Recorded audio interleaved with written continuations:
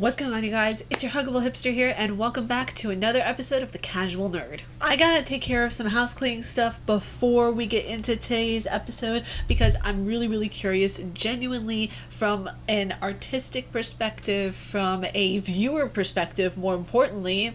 Why is my light crooked? I want to know from you guys, what do you want to see in the background? Because I have a few things coming in the mail. I have a few things I'm working on to spruce up some stuff in here, and I want to know what you guys think of me changing locations for like these types of talking videos, because I'm always in the same place. I'm always sitting in the same place. And this area over here where I have like my games and my iv'e and like all of the stuff that's like the kitschy kind of like gear that I use would make for way better of a background than this over here, unless I got like a standing anime waifu over there. So I want to know from your guys' opinion, do you guys think that there should be like one background for gaming and like another background for like the talking videos and everything like that? I just have to like work on like how I would set it up and everything, but I want your opinions down in the comments below because I'm setting up some pretty cool stuff in here, and yeah, I'm excited. Not gonna say what it is, but I'm excited. But let's get into our gaming articles for today. We have 5 of them that we're gonna go into, so strap in. Okay. I got Arrow. That was the worst thing you've ever done in your entire career. Please don't ever do that again. The Cyberpunk 2077 patch 1.2 lets players rebind, dodge, and delays cop response, which could prove to be very interesting. It also states as a subheader, this new Cyberpunk patch also adds steering sensitivity toggle to fine-tune vehicle handling. What was it that I said whenever I was my playthrough? What was it that I said? That the car mechanisms were a little bit too fast-paced. Okay, I'm glad that they're adding this. Thank you so much, CD Projekt Red. I love your ass. Thank you. I swear, anytime that I would handle the car, I feel like it would go too fast and then it would go like full-on stop. There was no in-between with the car controls in Cyberpunk 2077, okay? So it states here in the article that developer CD Projekt Red has detailed what's in patch 1.2 for Cyberpunk 2077, which makes some changes like letting players rebind keys and reducing NCPD's response time. One of the bigger adjustments is key rebinding. This specifically targets dodging, which is tied to double tapping the movement action key. With patch 1.2, players can turn that dodging on movement toggle off while still allowing the dodge to be performed by double tapping the crouch key. Players can now rebind WASD on other spots of the keyboard. Tools programmer Wojtek Panansky, though some key bindings need to be addressed. These fixes should appear in the upcoming Cyberpunk 2077 patches. I'm really happy that they're continuously adding patches and they're continuously doing things. From my experience, as you guys know, I had a phenomenal time with the game. The article, by the way, comes out on Wednesday for everyone. It's already up for people on Patreon, so if you guys still want to see the article early, link will be in the description box below so you guys can see my Patreon. But all of that being said, I'm still really just happy that they're continuously improving on the game, and there are so many people who love it but couldn't fully get into it because of some of the bugs, which is completely understandable. So I'm really happy that CD Projekt Red is always constantly improving and always constantly making the move to make their products better for the consumer. Next up, we have Microsoft. So this is a little bit going into like more of my nerdy side of tech because I absolutely love this, and I love that people are sending me tech stuff. By all means, send me more tech stuff on the Discord, okay? I absolutely love it. It's incredible. And it states here that Microsoft's Surface Duo, could become the ultimate Xbox Game Pass machine. Now, we have a little bit of an issue with this considering the fact that the Microsoft Duo is a handheld touchscreen. Your fingers are going all over the place. I don't know exactly how it would be unless you're doing like different types of games that are specifically made for mobile devices. It's kind of strange playing World of Warcraft on there, which for me personally, I'm not a World of Warcraft player. I'm just, using that as an example. Playing that game on a device or playing Gears of War on a touchscreen. It's kind of awkward, to say the least. It states through the article that Microsoft Duo could become the ultimate Xbox Game Pass device after a new update to the Xbox Game Pass beta app added support for dual-screen devices. If you've ever played Xbox Game Pass on Android device, you'll already be aware that some games have dedicated touchscreen controls. While it wouldn't be our preferred way to play, there's a lot to be said for being able to get gaming without syncing controllers or fishing out a bulky clip-on attachment.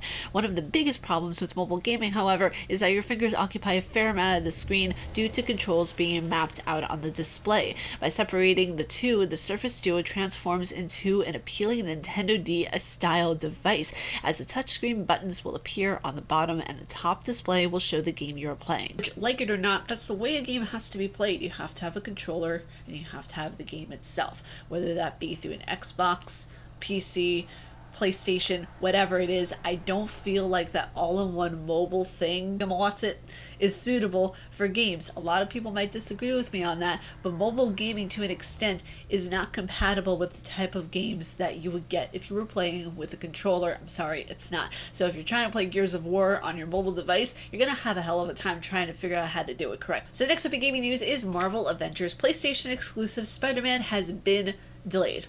What else is new? Not really shocked by this because it is the pandemic season still.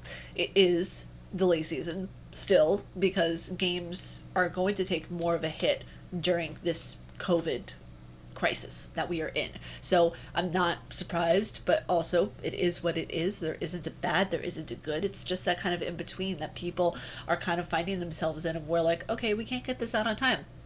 Okay, so let's work to improve the game and do what we can in the meantime.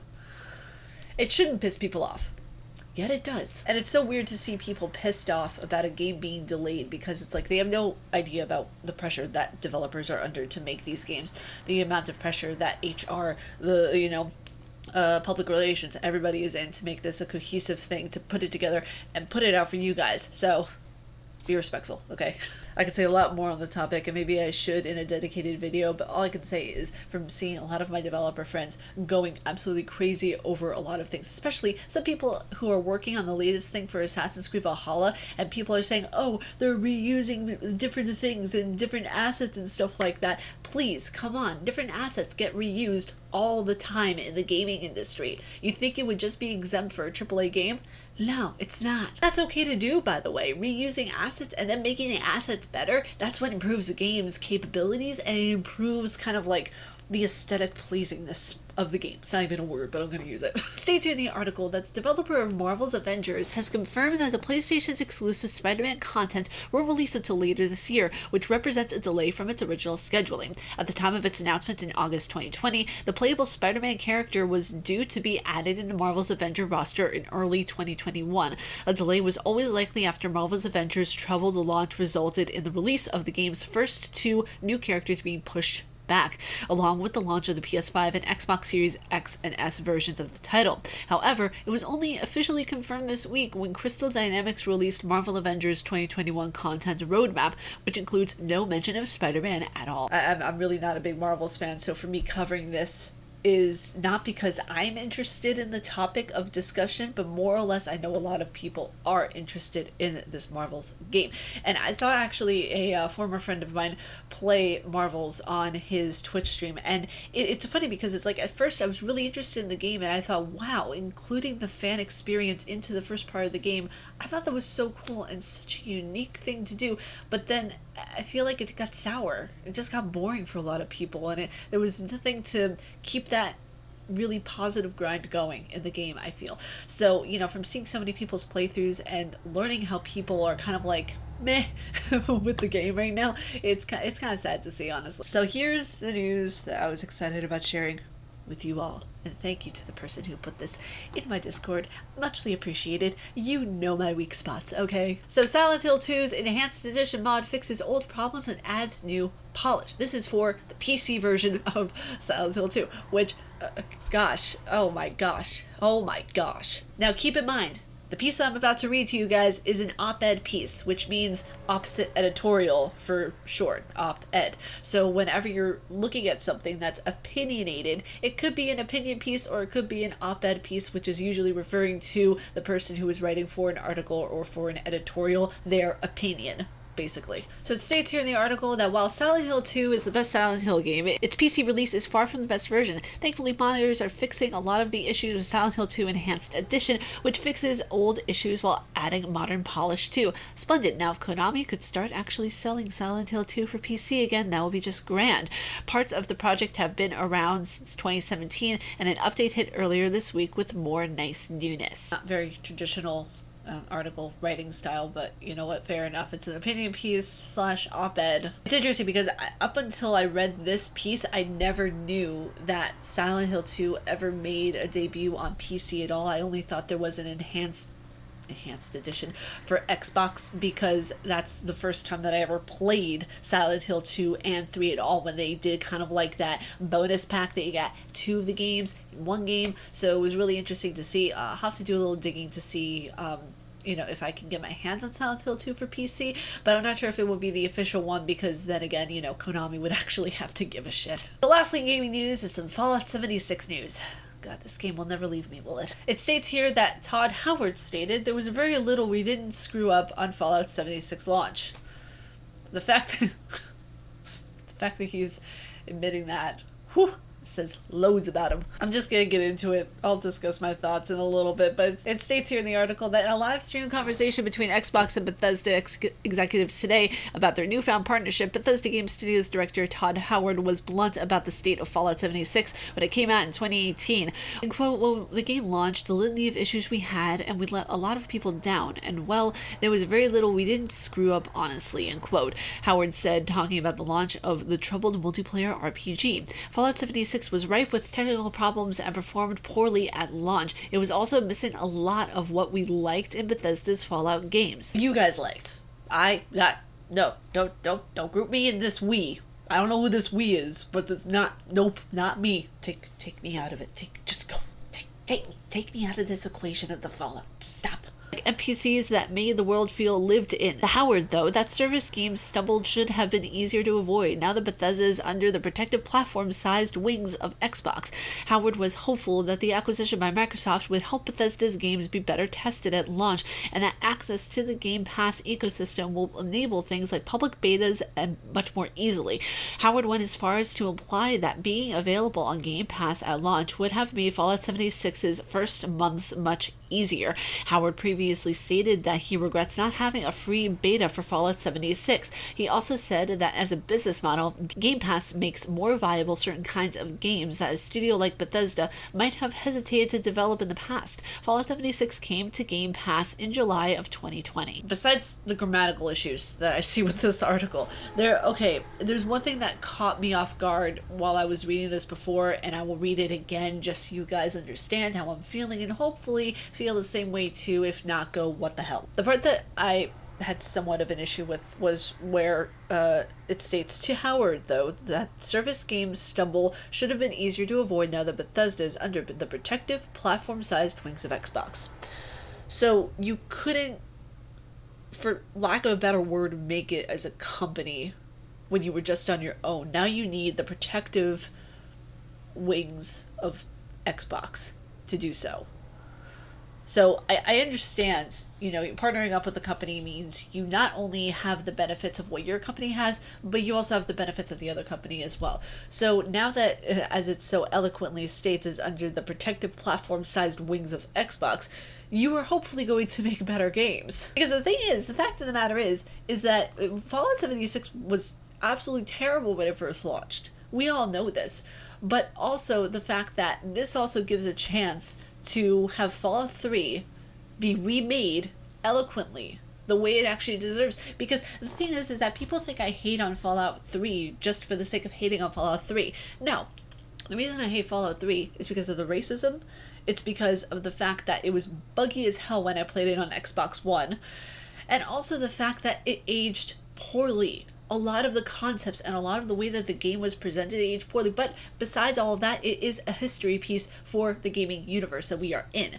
So that should be untouched. I feel like if they're going to remake any game, it should be Fallout 3 and 4, because Fallout 4 has potential. Fallout 3 also has potential with the storyline, because that's the first of its kind within that kind of genre, if you will. Because the fact of the matter is that Bethesda publishes really great games. Doom Eternal, Doom, Wolfenstein, The Evil Within 1 and 2, need I go on? Like, seriously, they publish really great games. And the fact that that's housed under Game Pass, it's housed under Xbox now, it actually means also that we might get a third Evil Within game. We might get more coming from the Doom series. You never know. So, and also, I'm guessing there might even be the Doom 64 remake as well.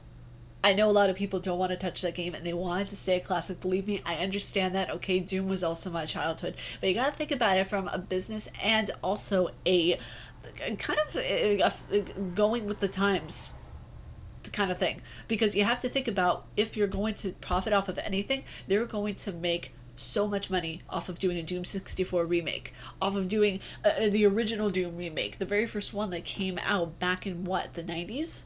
I want to say. I think it was the 90s.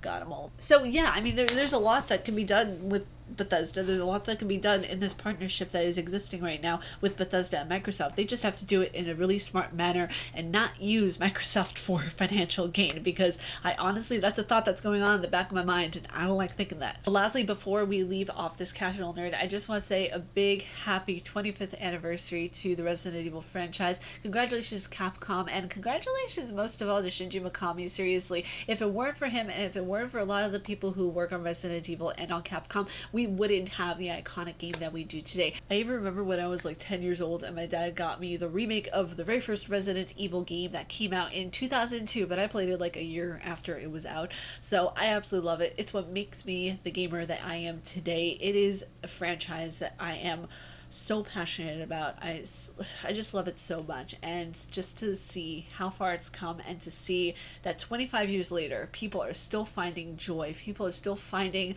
just this kind of like home sweet home in a way. So happy 25th anniversary of Resident Evil. Here's to another 25 more. Hey guys, that's it for me for this episode of The Casual Nerd. If you guys like my face and what I do, please be sure to subscribe and hit the bell down below, because I make videos every Monday, Wednesday, and Friday. And with that being said, stay casually nerdy. I will see you all in the next video. Bye, you guys.